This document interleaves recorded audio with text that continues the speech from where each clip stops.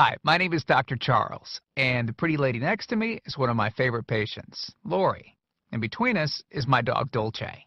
Now, I've got somewhat of an unusual weight loss tip to share with you today. A tip that's been right under our noses our whole life. Literally.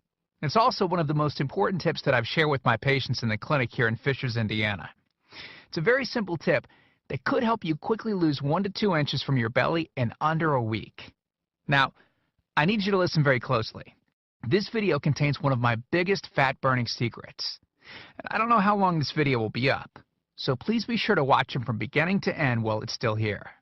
Okay, so you're probably thinking to yourself, listen, I've tried every diet known to man. I've given it my all, and it just keeps coming back. Well, let me stop you right there. This is not some magical weight loss pill. It has nothing to do with that crazy acai berry garbage or any special weight loss drops or any of the other incredibly scammy weight loss gimmicks that we see all over the internet these days. In fact, these tips date all the way back to the 1950s and help explain why the majority of all Americans are now considered obese. And no, it might not be because we eat too many bad foods. I'll show you how you should be able to eat some bad foods and still lose weight. Hey, believe it or not, it's not your fault. But before I get into the specifics, let me quickly tell you a little bit about myself. First of all, I'm a board-certified chiropractic physician, certified wellness practitioner, certified advanced nutritionist, speaker, author, have helped thousands worldwide.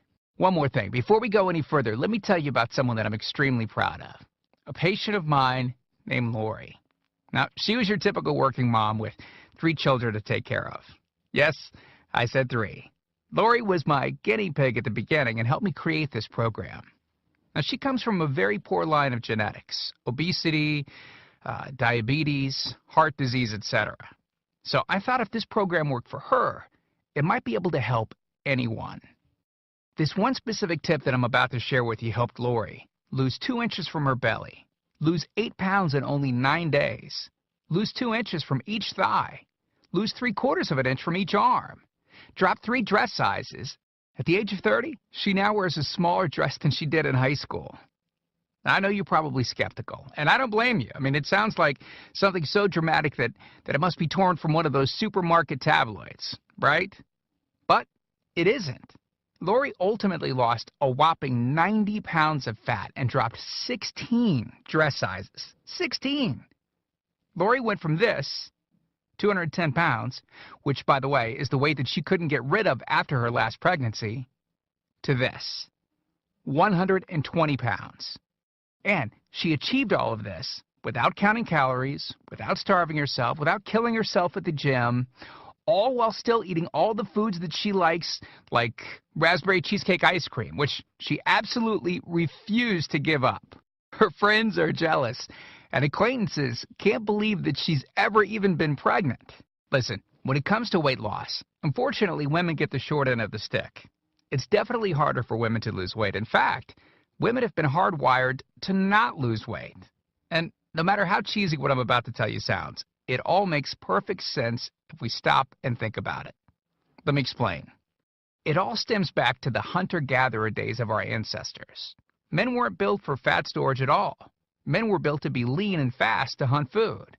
How men can even accumulate fat at all goes completely against our genetics. On the other hand, women were built for fat storage to be able to survive and care for children during famine. Their essential minimal fat stores are many times higher than men. Women were built to accumulate as much fat as possible and to not lose those accumulations for childbirth, milk production, and child rearing. Now, unfortunately, we've been built to survive, not to look good. Women have a couple of major fat-storing roadblocks that hold them back. First of all, women's fat cells are bigger and have more fat-storing enzymes in them.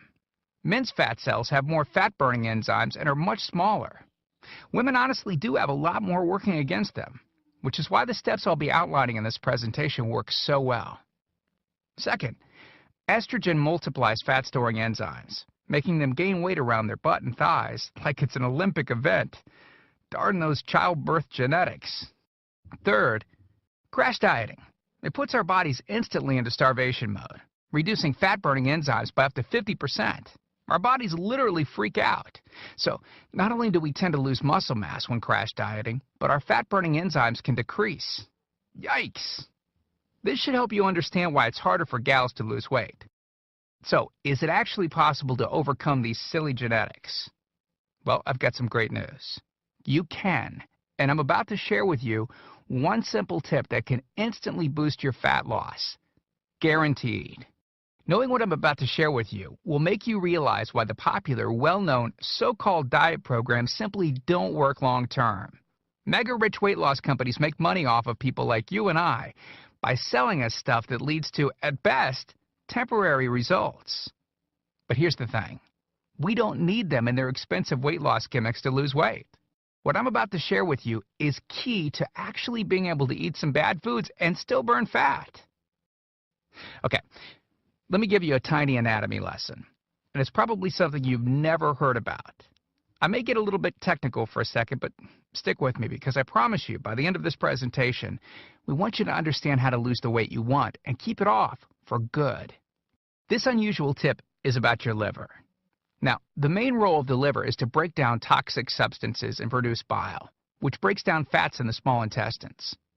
Bile is critical for the transport of fats through the body. Liver dysfunction can result in difficulties eliminating cholesterol, which is a type of fat. For those of us that consume large amounts of cholesterol, which is very common in American diets, liver dysfunction can be a very significant factor in weight gain.